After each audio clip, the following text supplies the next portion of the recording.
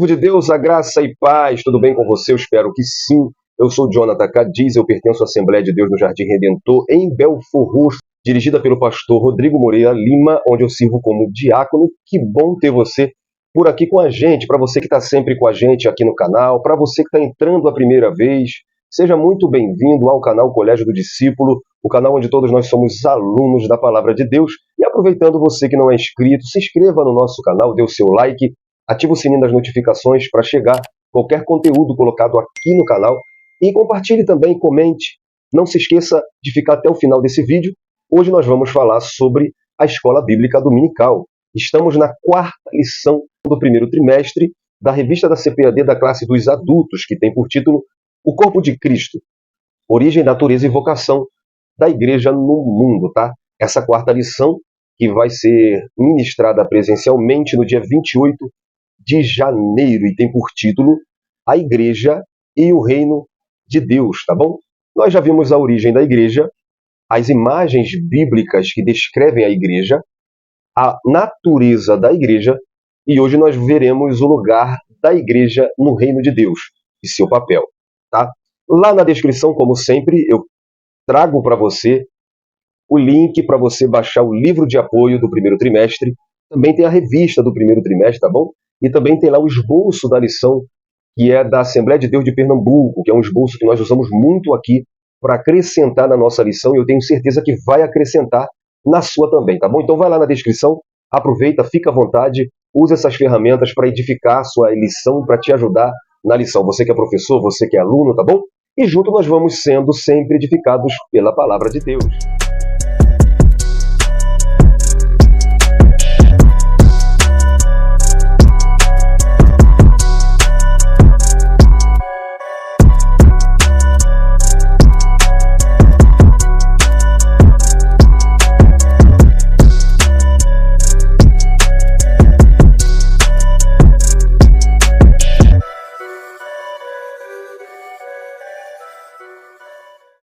O que é o reino de Deus? O reino de Deus já está entre nós? E se está entre nós, o reino de Deus é a igreja?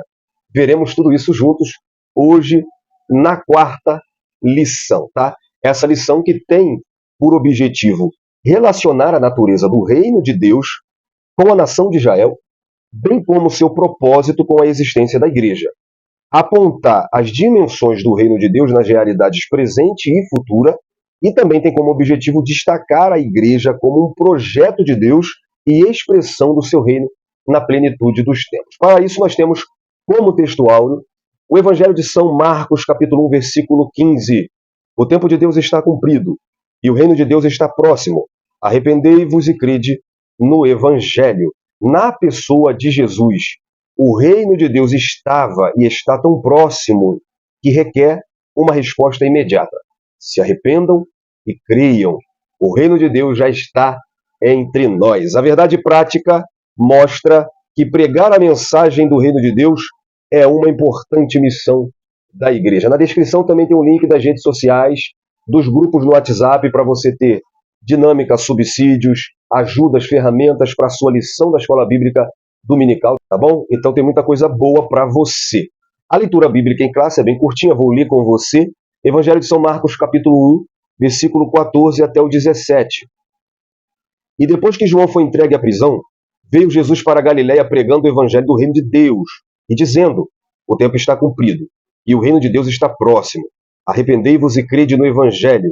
E andando junto ao mar da Galiléia, viu Simão e André, seu irmão, que lançavam as redes ao mar, pois eram pescadores. E Jesus lhes disse: vinde após mim, e eu farei que sejais pescadores de homens. Então João Batista ele começa a pregação do reino de Deus em Mateus capítulo 3, versículo 1 e 2. Naqueles dias apareceu João Batista pregando no deserto da Judéia. Ele dizia: arrependam-se, pois o reino dos céus está próximo, tá? E após a prisão de João Batista, Marcos narra que Jesus vai para a Galiléia. E o texto da leitura bíblica em classe mostra Jesus anunciando a manifestação na pessoa dele, desse reino. Ele diz: o tempo está cumprido e o reino de Deus está próximo. Em segundo lugar, mostra o acesso a esse reino. Jesus diz: arrependei-vos e crede no Evangelho. O arrependimento, através da mensagem do Evangelho, nos faz participantes desse reino. Então, o Evangelho, as boas novas, a boa notícia, é o anúncio do reino de Deus. E o arrependimento, como resposta ao Evangelho, é a porta de entrada para o reino de Deus. E, em terceiro lugar, Jesus ele escolhe pessoas para trabalhar nesse reino. Versículos 16 e 17. Próximo ao mar da Galileia, ele vê André e Simão, Pedro, e ele chama eles para essa importante obra. Então Jesus chama eles para serem pescadores de homens. Lá em Mateus capítulo 13, versículo 47 e 48, Jesus assemelha o reino de Deus com uma rede que é lançada ao mar e apanha todo tipo de peixes. Lembrando, eu abro um parêntese aqui, que reino de Deus e reino dos céus é a mesma coisa. Quando nós comparamos os evangelhos sinóticos, que são Mateus, Marcos e Lucas, nós vemos que Mateus ele é quem mais usa a expressão reino dos céus.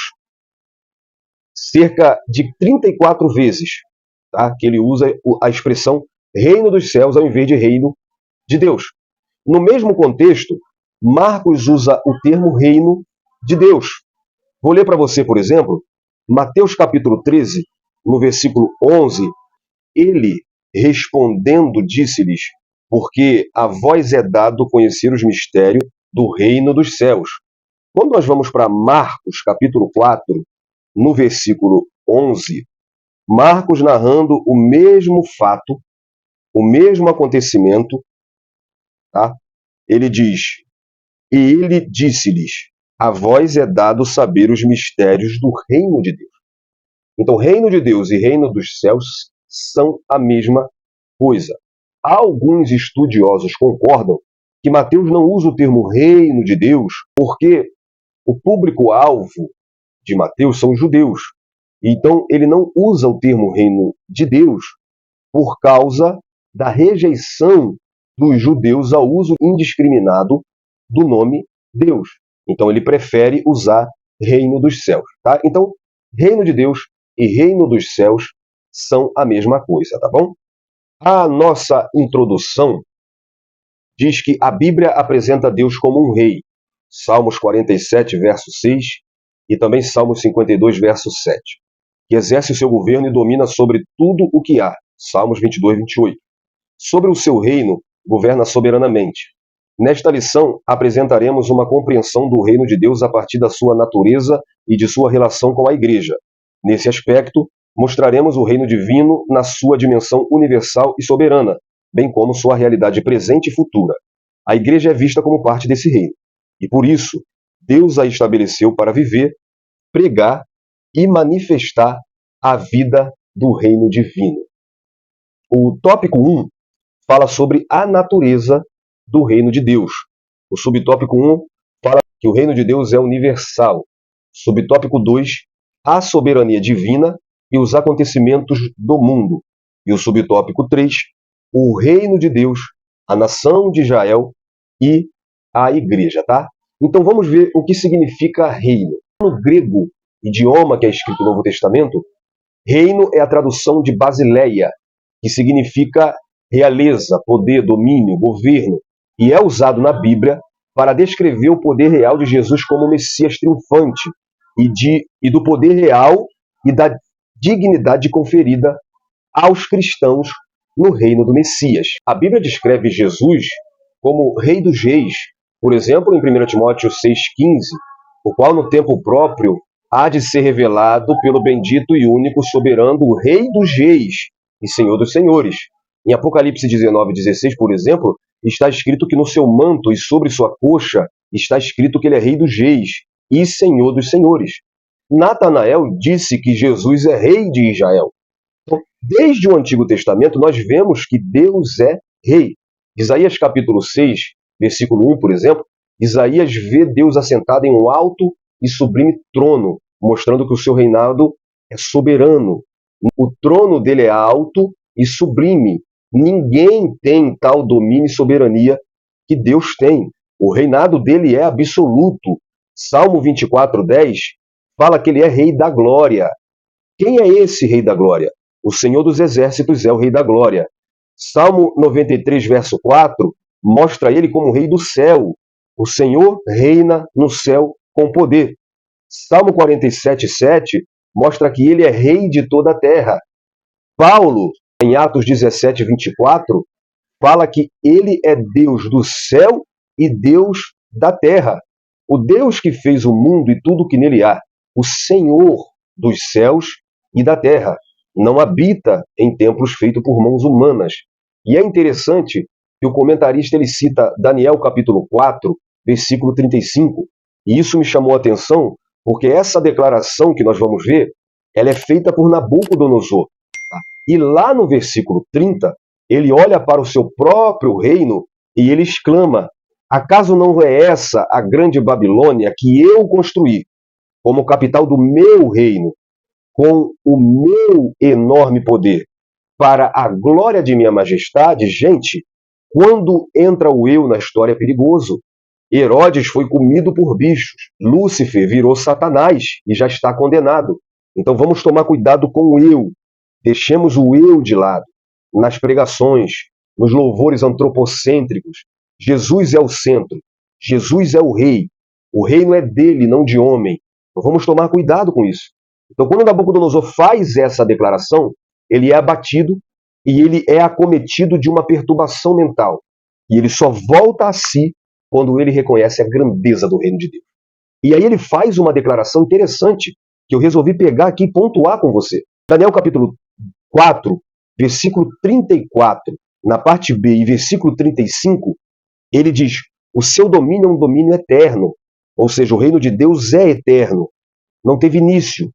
O seu reino dura de geração em geração, ou seja, dura para sempre. Todos os povos da terra são como nada diante dele.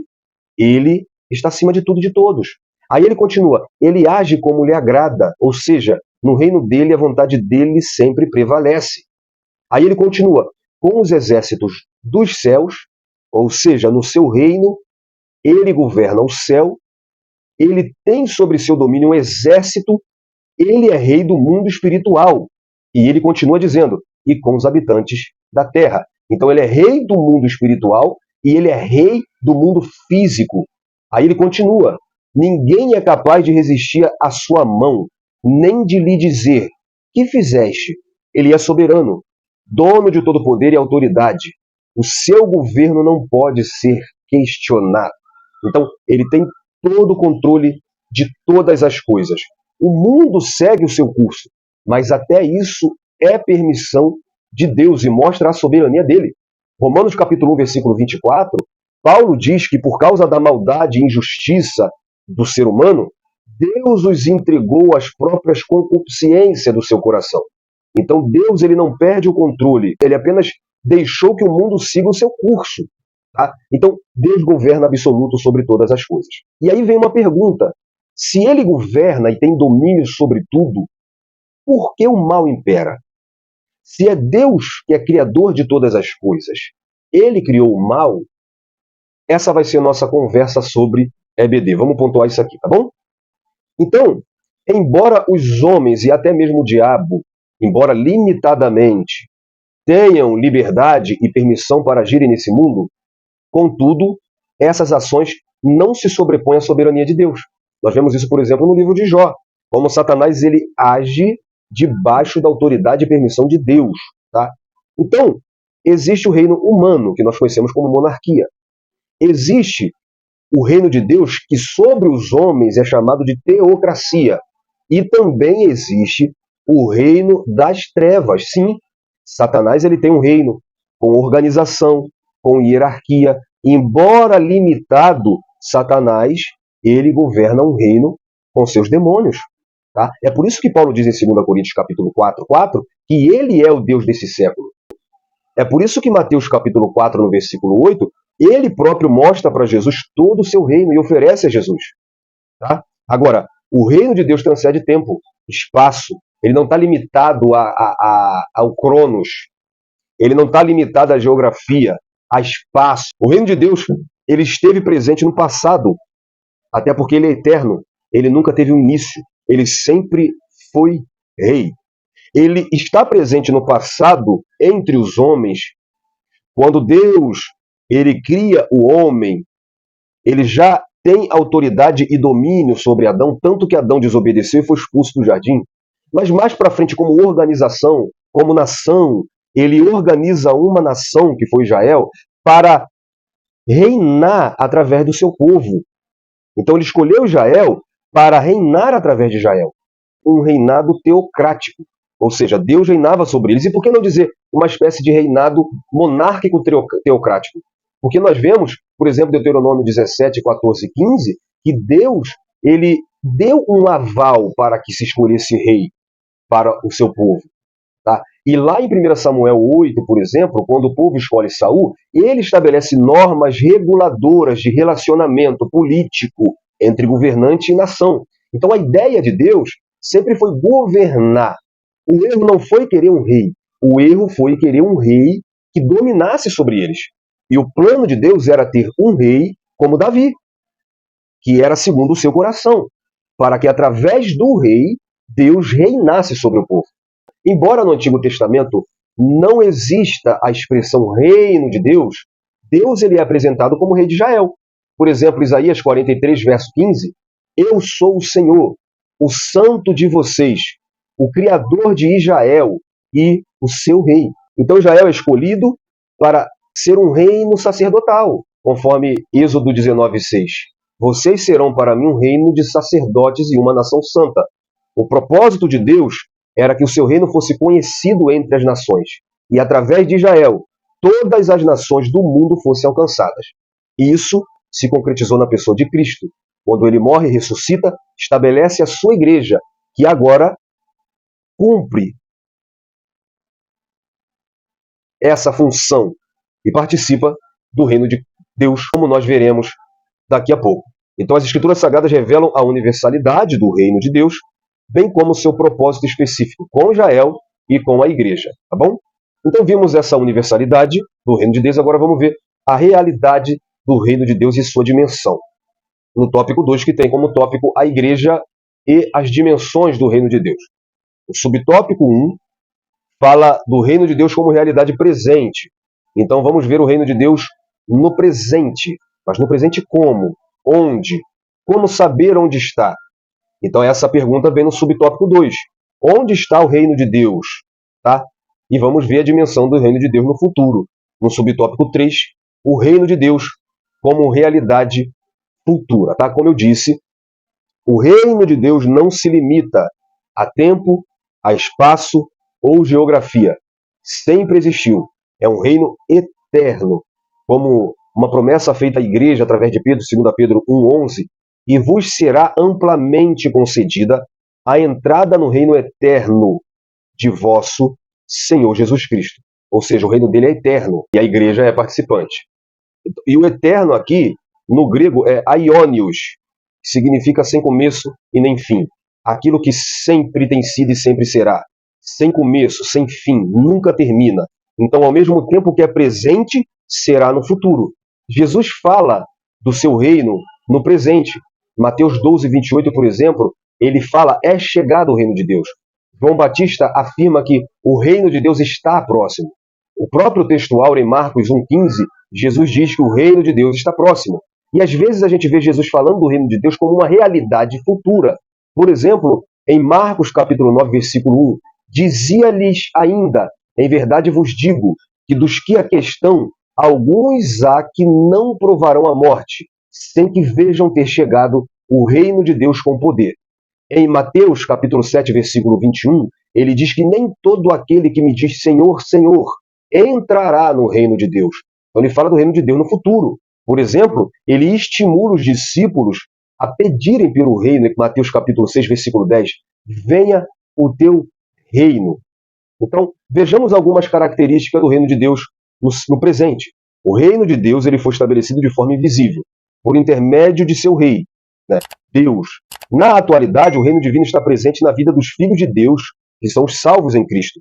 Toda pessoa nascida de novo em Cristo Jesus é dirigida pelo Espírito Santo e, consequentemente, tem a sua vida governada através dos valores do reino. Não se trata de um reino político, visível, transitório, passageiro, tá? Mas de uma poderosa e transformadora e eficaz operação da presença de Deus no seu povo e através do seu povo. Agora, se esse reino é presente, como eu vejo? Aonde está esse reino? É algo real, concreto, não é algo subjetivo, é presente, mas aonde está o reino de Deus? Bom, Jesus foi questionado sobre isso em Lucas 17, 20 e 21. Certa vez, tendo sido interrogado pelos fariseus sobre quando viria o reino de Deus, Jesus disse: o reino de Deus não vem de modo visível. Tampouco se dirá: aqui está ele, ou lá está ele, porque o reino de Deus está entre vocês. Então aqui entra a igreja de Cristo. Tá? Entre os homens, o reino de Deus se manifesta através da igreja. O comentarista usa o texto de Atos 8, versículos 6 e 7, também o versículo 12, onde Filipe em Samaria prega uma poderosa palavra e o foco, o tema é o reino de Deus. Pessoas são batizadas, curadas, pessoas são salvas e libertas do poder do diabo. Então, nós vemos que o reino de Deus está presente aonde a ação do Espírito Santo está presente. Aonde acontecem essas coisas, ali está o reino de Deus. 1 Coríntios 4, 20, pois o reino de Deus não se consiste em palavras, mas em poder. Então, Jesus era a própria manifestação do reino de Deus. E através da ação do Espírito Santo, a igreja de Cristo é a manifestação do reino de Deus nessa presente dispensação. Então vamos ver o reino de Deus no futuro. O aspecto futuro do reino de Deus está ligado ao reino milenial de Cristo que se dará sobre a terra por ocasião de sua segunda vinda. Paulo ele disse que até mesmo a criação aguarda por esse dia, em Romanos 8, 19. Futuramente, Cristo reinará literalmente na terra durante 1000 anos. E assim como a igreja faz parte do reino presente, servindo ao seu rei, ela vai participar no reino futuro, reinando com o seu rei. Apocalipse 20, versículo 6, diz que nós seremos sacerdotes de Cristo e reinaremos com ele durante 1000 anos. Mateus 25, versículo 34, então o rei dirá aos que estiverem à sua direita: venham benditos de meu Pai, recebam como herança o reino que foi preparado para vocês desde a criação do mundo. Em Colossenses 3,4, Paulo diz que quando Cristo, que é a nossa vida, se manifestar, nós também seremos manifestos com ele em glória. Então será um reino visível, físico e literal, tá? Nessa terra onde a igreja vai reinar com ele. Tá? E lá em 1 Coríntios 6, versículo 9 e 10, Paulo fala dos que vão ficar de fora desse reino, tá bom? Então, o reino de Deus possui uma dimensão presente, mas ele também possui uma dimensão futura, ou seja, escatológica, tá bom? E lá em 1 Coríntios 15, 24, Paulo fala que ele entregará o reino ao Pai, tá? Depois de ter destruído todo o domínio, toda a autoridade, todo o poder. Então nós vimos a universalidade do reino de Deus, a realidade do reino de Deus e suas dimensões, tá? Agora nós vamos ver a igreja inserida no reino de Deus e o papel da igreja nesse reino. O tópico 3 tem como título a igreja no contexto do reino de Deus. O subtópico 1 fala sobre a distinção entre a igreja e reino de Deus. Subtópico 2, a igreja expressa o reino de Deus. E subtópico 3, a igreja e a mensagem do reino de Deus. Então, é importante entendermos que a igreja não é o reino de Deus. Ela faz parte do reino de Deus. Assim como no mundo espiritual, tá? Anjos, arcanjos, querubim, todo domínio de Deus no mundo espiritual. Assim como no passado, né, desde a criação de todas as coisas, ou quando Deus institui Israel como uma nação sacerdotal para reinar através de Israel, tá? E assim como todos os salvos de todas as eras, tudo isso faz parte do reino de Deus, tá bom? Então, é normal nós usarmos frequentemente a expressão reino de Deus sem nos darmos conta da importância, né, do que realmente significa.